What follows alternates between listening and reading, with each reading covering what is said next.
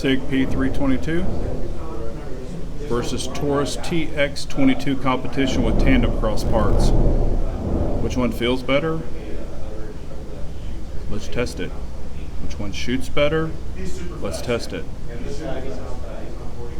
Sig P322 versus Taurus TX22 competition. I know it's not exactly fair, but we're going to test it.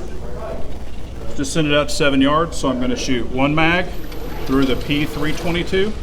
This dot is not dialed in, the other one is, so I'm not really going for accuracy. Just feel which one feels better. Trigger, in hand, all of that good stuff. If you were going to choose between one or the other, which one would you choose? That's kind of what this is.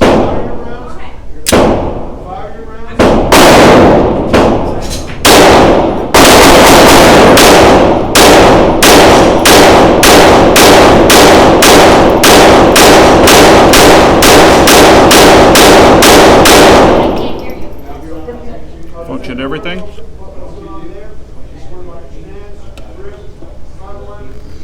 Taurus, got the comp, the whole works. That was 20 rounds, this is 16 rounds.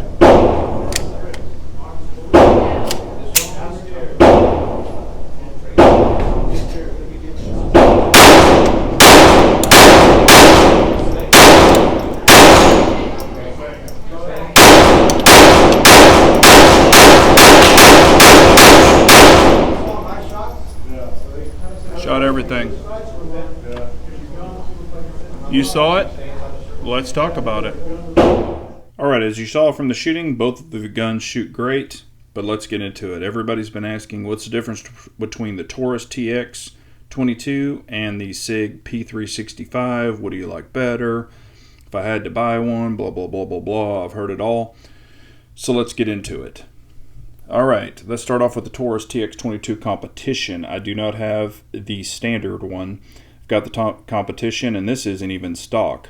This has been tandemized by Tandem Cross. So we've got the comp on here, we've got the trigger, we've got the mag release, we've got the halo charging handle, I've got the Eagle Claw extractor. I do not have the new firing pin, they just came out with that, and I've got the extensions, the mag extensions. Now with these extensions, these are a +5. I can only get +4 in these things. I did actually use the shim in here correctly and all that good stuff. Most people I've heard can really only get 4 in here correctly. I could probably cram another one, but it's going to affect reliability, so I'm fine with 4. So now they both carry 20, which is fine with me. I know Sig is coming out with a 25 rounder, but not as of yet. So here we go.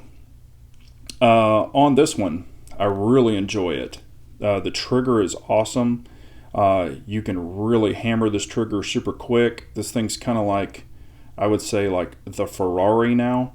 The stock one is good when it's in the stock form. However, this makes it even better. So I'm really enjoying this. I did do all the work myself, even the trigger, all that good stuff. It's not that difficult if you follow the instructions correctly.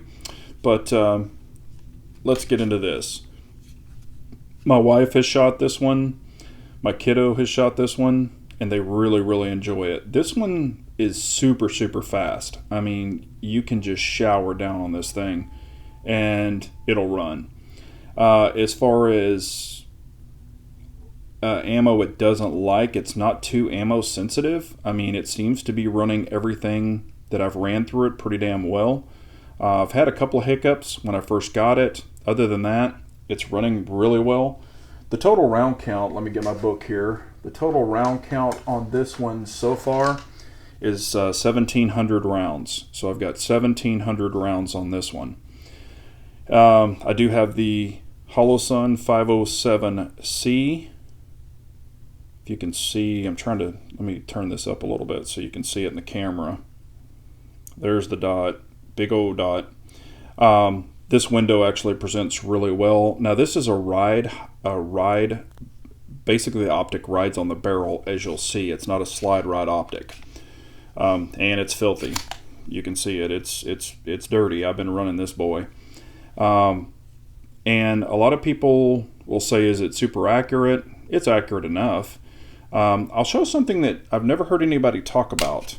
And just to let you know, the optic plate is tight and torqued and marked, has not moved. You can see the little witness lines right there.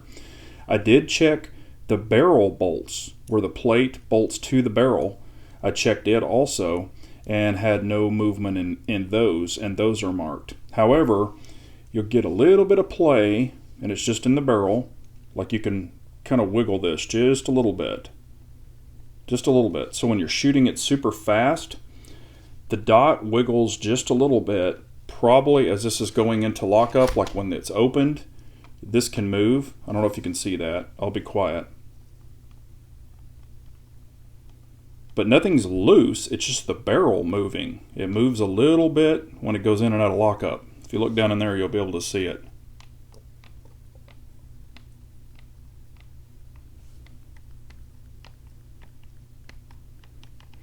And see, it's not really the slide, it's the barrel. So I will see a little bit of that, and at first I thought I was shaking. I was like, nope, it's not me. It's just the barrel moving. But that's not a big deal. I mean, it's still really damn accurate for me.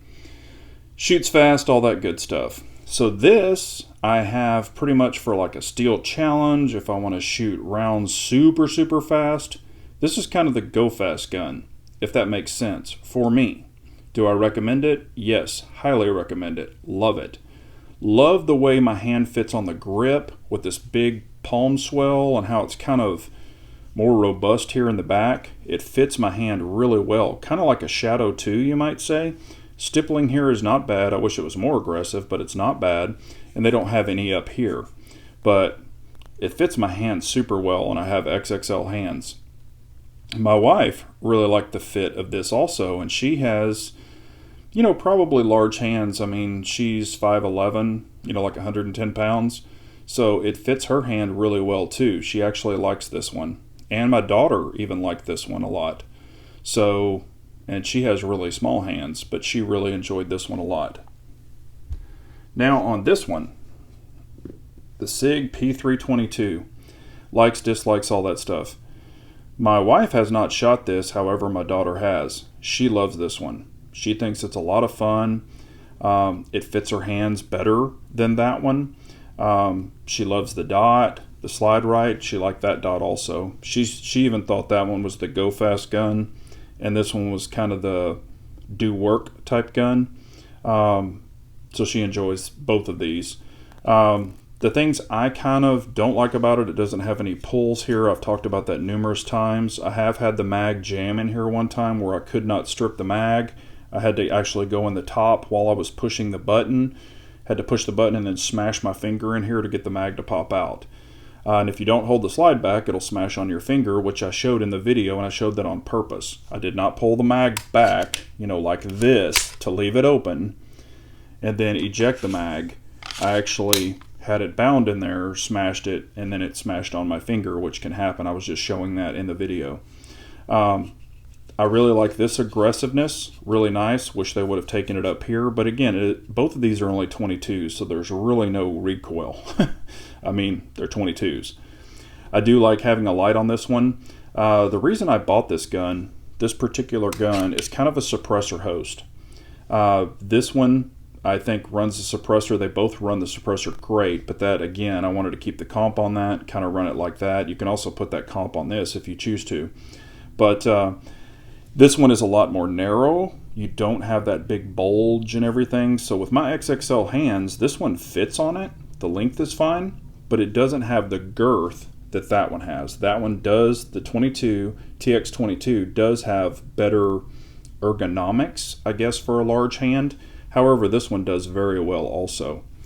But the TLR7A works really well on here. I'll let you see it if you want to. I do run the little suppressor, you know, deal that you have to put on here. Both these are unloaded, but I do run the suppressor thing up here. But having those exposed threads without the suppressor on it, I don't want to ding them up. So I have this, you know, little thread cover off of a 9mm that fits right on here really well. So I just screwed it on there, and it's been working very well. However, this one has an O-ring. I don't know where the heck it is. and this will back off without that O-ring on there, so I just tighten it periodically. I don't really use the sights that much because I use the dot. When I'm looking through here, they do co-witness from the rear of this one. Let me turn that dot up so you can see it. A lot of people, there it is right there. A lot of people have asked why didn't I put the Sig Romeo Zero on there and then the new Romeo Zero Elite and all that other crap. There's no Elites that are local to me. Not really worried about that. I like this Holosun 507K because it is an all aluminum housing, no plastic. So I'm happy with this one. Do have the witness marks on there. It has not moved. I did tighten this down with 10 inch-pounds.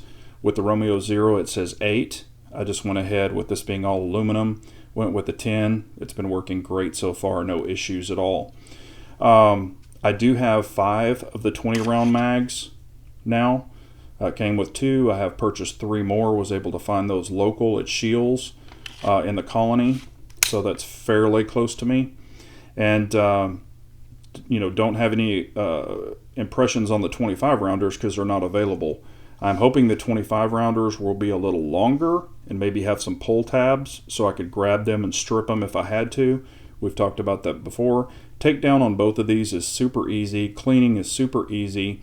I've ran this gun, had 650 rounds through it, suppressed and unsuppressed. Did start having a little bit of problems with some Federal Auto Match one time. After I cleaned it, it started running great. So I guess it was just really globbed up with crap. A lot of people clean them after every time they shoot. I don't. I like to push them a little farther. And on this one, since it was brand new, I wanted to push it till it would start having problems just to see the reliability. You know, these are my guns. I choose to do with what I want. I didn't abuse them. I just ran them super dirty. So no problem there, but really like the gun. Now this one is kind of, for me, that one's more of a competition go fast gun. This is more of a bug out type gun. So I would carry a suppressor with it. It would be kind of a little suppressor host gun, tactical type gun, if that's what you want to say, where that one's just kind of the go fast Ferrari, throw some lead super fast. Really enjoy this one. It's also kind of like a practice type gun. You know, if you want to shoot 22, which is lower than 9mm, this is more of, hell, if you wanted to, you could even carry this gun, and I would carry this gun way before I would carry that gun. You see how large it is? I mean, I could carry either, but this in an inside waistband holster would be pretty ridiculous. This would just tuck right away and you'd never see it. Also, this does not have an open top chamber for debris, dirt, crap to fall into like this one does. And one thing I wanted to bring up to your attention, back to the Taurus, you know, this is mounted, it's torqued correctly, all of that good stuff, but listen to this front little plate right here, listen, and it's tight. It's tight on the plate because it screws from the back, but listen to this front plate.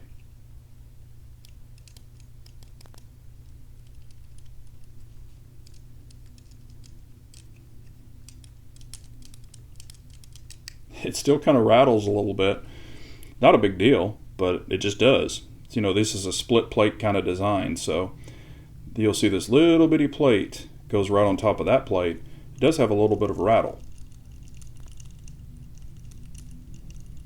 I don't know why, but it hasn't affected the accuracy of it or anything, and it doesn't cause the dot to move.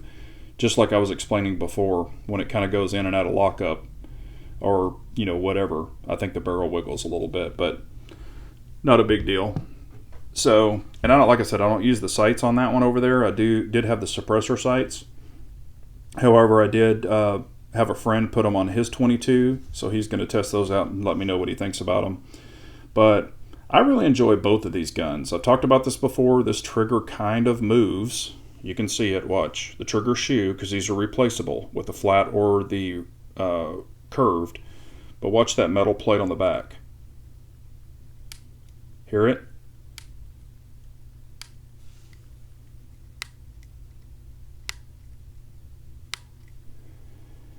When you're firing it really fast and you're kind of trigger slapping it, you can actually feel that little click on the trigger bow. Doesn't affect it in any way, shape, or form, but that's just something I notice. You might not ever notice, but I'm a feel person, so I really feel every little thing that the gun does. But do I recommend either one of these guns? I highly recommend both of these guns.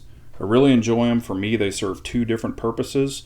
They might not for you, but I like them both. So let me know your opinions. Which one do you like? If you were only going to buy one, which one would you buy?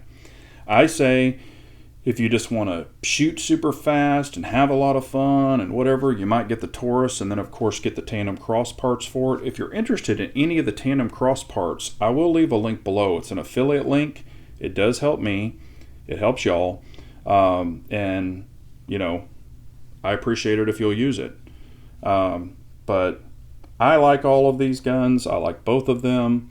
I use them.